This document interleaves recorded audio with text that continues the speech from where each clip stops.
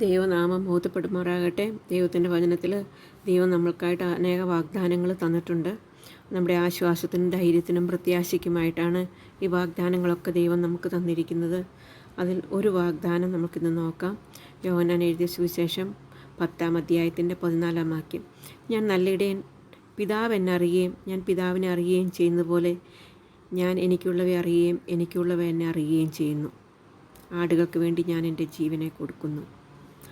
ഇത് എത്ര വലിയൊരു പ്രോമിസാണ്. ഈ ലോകത്തിലെ ഭരണാധികാരികളോ പ്രസിഡൻറ്റോ അതുപോലെ പ്രൈം മിനിസ്റ്ററോ ഇങ്ങനെയുള്ളവരാരും ആ രാജ്യത്തിൻ്റെ എല്ലാ വ്യക്തികളെ അറിയാനൊട്ട് സാധിക്കുകയുമില്ല. കുറച്ച് പേരെ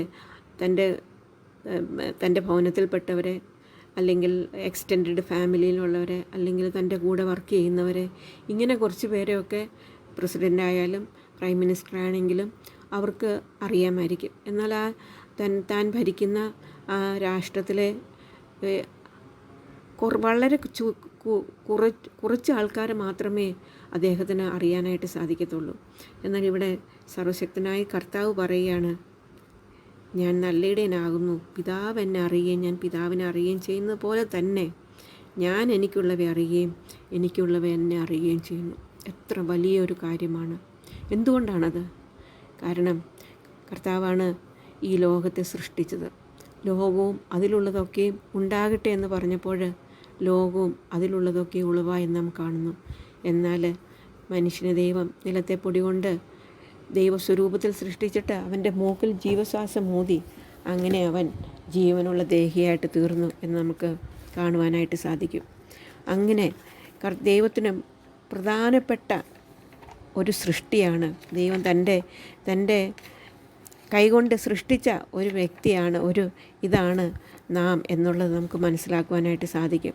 അതുകൊണ്ട് തന്നെ നാം ദൈവത്തിൻ്റെ സന്നിധിയിൽ വിലയേറാണ്.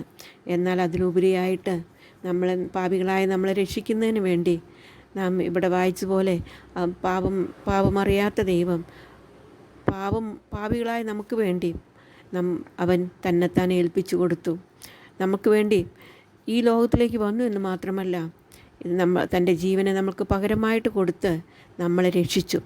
അങ്ങനെ രക്ഷിച്ചതായിട്ടുള്ള അവൻ്റെ ആടുകളെ സംബന്ധിച്ചിടത്തോളം അവൻ ഓരോരുത്തരെ അറിയുന്നു. കാരണം അവരോരോരുത്തരും അവന് വിലയേറിയവരാണ്, അവൻ്റെ രക്തത്തിൻ്റെ വിലയാണ്. അതുകൊണ്ട് തന്നെ അവൻ ഓരോരുത്തരെ അവൻ അറിയുന്നു എന്നുള്ളത് ദൈവത്തിൻ്റെ വചനത്തിൽ നിന്നും പറയുന്നു. നാം എത്ര ഭാഗ്യമുള്ളവരാണ്! ഇവിടെ കർത്താവ് പറയുകയാണ്, ഞാൻ എനിക്കുള്ളവയെ അറിയുന്നു, എനിക്കുള്ളവ എന്നെ അറിയുന്നു. എന്തുകൊണ്ട് കർത്താവിനെ അറിയുന്നു എന്ന് ചോദിച്ചാൽ, മരണത്തിൽ നിന്ന്, നാശകരമായ മൃത്യുവിൽ നിന്ന്, നരകത്തിൽ നിന്ന് രക്ഷ പ്രാപിച്ചത് ഈ കർത്താവിൻ്റെ രക്തത്താലാണ്. അതുകൊണ്ട് അതിൻ്റെ നന്ദിയുള്ളവരായിട്ട് ആ കർത്താവിനെ നാം അറിയുന്നു എന്നുള്ളത് നമുക്ക് മനസ്സിലാക്കുവാനായിട്ട് സാധിക്കും. അങ്ങനെ പ്രിയപ്പെട്ട സഹോദരിമാരെ, നാം എത്ര ഭാഗ്യവാന്മാരാണ്! ഈ ലോകത്തിൻ്റെ സൃഷ്ടാവ്, നമ്മെ സൃഷ്ടിച്ച കർത്താവ്, നമുക്ക് വേണ്ടി ജീവൻ തന്ന കർത്താവ് നമ്മളെ അറിയുന്നു. നമ്മുടെ എല്ലാ കാര്യങ്ങളും അറിയുന്നു. നമ്മുടെ ദുഃഖങ്ങൾ, നമ്മുടെ പ്രയാസങ്ങൾ, നമ്മുടെ ആവശ്യങ്ങൾ, നമ്മുടെ രോഗങ്ങൾ, നമ്മുടെ കണ്ണുനീരുകൾ, ഇതെല്ലാം അറിയുന്നവനായിട്ട്, നമ്മെ അറിയുന്നവനായിട്ട് അവൻ നമ്മോട് കൂടെയുണ്ട് എന്നുള്ളത് നമുക്ക് എത്രയോ വലിയ ആശ്വാസം നൽകുന്നതാണ്. അതെ, കർത്താവ് നമ്മെ അറിഞ്ഞാൽ പിന്നെ നമുക്ക് ഭയപ്പെടേണ്ടതായിട്ടില്ല. ഒരു ദിവസം അബ്രഹാം ലിങ്കൻ ലോകത്തിലായിരുന്ന സന്ദർഭത്തിൽ, പ്രസിഡൻ്റായിരുന്ന അബ്രഹാം ലിങ്കൻ, എല്ലാത്തരം ആൾക്കാരും അബ്രഹാം ലിങ്കനെ വന്ന് കാണുവാനായിട്ട് അനുവാദമുണ്ടായിരുന്നു. അവരുടെ പ്രശ്നങ്ങൾ, പ്രയാസങ്ങളെല്ലാം അബ്രഹാം ലിങ്കൻ കേൾക്കുകയും അവർക്ക് അതിനുള്ള പോംവഴികൾ, ആശ്വാസങ്ങൾ പറഞ്ഞു കൊടുക്കുകയും ചെയ്യുമായിരുന്നു. ഒരു ദിവസം അബ്രഹാം ലിങ്കൻ്റെ കാണുവാനായിട്ട് ഒരു വലിയ ക്യൂ അവിടെ നിൽപ്പുണ്ടായിരുന്നു. അതിലൊരു മനുഷ്യൻ, വളരെ ബാഡ്ജൊക്കെയുള്ള ഒരു പട്ടാളക്കാരൻ, അവിടെ ഒരു കയ്യുമില്ലാത്തവനായിട്ട് അവിടെ നിൽക്കുന്ന കണ്ടു. അപ്പോൾ അബ്രഹാം ലിങ്കൻ്റെ മകന് ഈ മനുഷ്യനെ കണ്ടപ്പോൾ അദ്ദേഹത്തിനോട് സഹതാപം തോന്നി. കാരണം ഹൈ പൊസിഷനിലുള്ള ഒരു പട്ടാള ഉദ്യോഗസ്ഥനാണ്, എന്നാൽ അദ്ദേഹത്തിന് കൈയില്ലല്ലോ എന്ന് വിചാരിച്ച് അദ്ദേഹത്തിൻ്റെ അടുത്ത് പോയി വർത്തമാനം പറഞ്ഞു വിവരങ്ങളെല്ലാം അറിഞ്ഞിട്ട് ഈ അബ്രഹാം ലിങ്കൻ്റെ മകൻ തിരിച്ച് അവൻ്റെ പാർപ്പിടത്തിലേക്ക് അദ്ദേഹം അങ്ങ് പോയി. അതിനുശേഷം കുറച്ച് നേരം കഴിഞ്ഞപ്പോൾ എബ്രഹാം ലിങ്കൻ്റെ സെക്രട്ടറി വന്നിട്ട് പറഞ്ഞു, ഇന്ന് എബ്രഹാം ലിങ്കന് ഒരു പ്രധാനപ്പെട്ട ചില മീറ്റിങ്സിന് അറ്റൻഡ് ചെയ്യാനായിട്ടുള്ളത് കൊണ്ട് ഇന്ന് ആരെയും കാണുവാനായിട്ട് സാധിക്കില്ല. അതുകൊണ്ട് എല്ലാവരും നിങ്ങളുടെ ഭവനത്തിലേക്ക് പോകണം. ഇന്ന് എബ്രഹാം ലിങ്കൻ ആരെയും കാണത്തില്ല എന്ന് പറഞ്ഞു.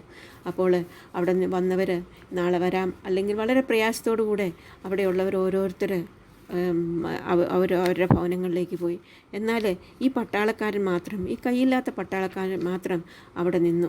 അപ്പോൾ ഈ സെക്രട്ടറി അദ്ദേഹത്തിനോട് ചോദിച്ചു, നിങ്ങളെന്താണ് നിൽക്കുന്നത്? പറഞ്ഞത് കേട്ടല്ലോ, ഇന്ന് എബ്രഹാം ലിങ്കൻ ആരെയും കാണുവാനായിട്ട് സാധ്യമല്ല. അപ്പോൾ ആ പട്ടാളക്കാരൻ പറഞ്ഞു, അബ്രഹാം ലിങ്കൻ്റെ മകൻ, ഇളയ മകനായ മകൻ എന്നോട് പറഞ്ഞു, ഞാൻ നിങ്ങളെ അബ്രഹാം ലിങ്കനെ കൊണ്ടുപോയി കാണിക്കാമെന്ന് എന്നോട് ഇവിടെ നിൽക്കുവാനായിട്ട് പറഞ്ഞു.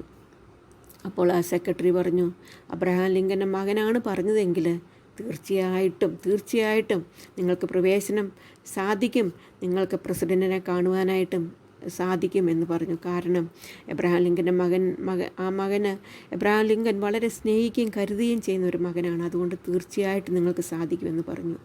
അതേ സഹോദരിമാരെ, നാം എത്രയോ ഭാഗ്യമുള്ളവരാണ്. നമ്മെ അറിയുന്ന ഒരു കർത്താവ്, നമ്മെ കരുതുന്ന ഒരു കർത്താവ് നമ്മളോട് കൂടെയുണ്ട്.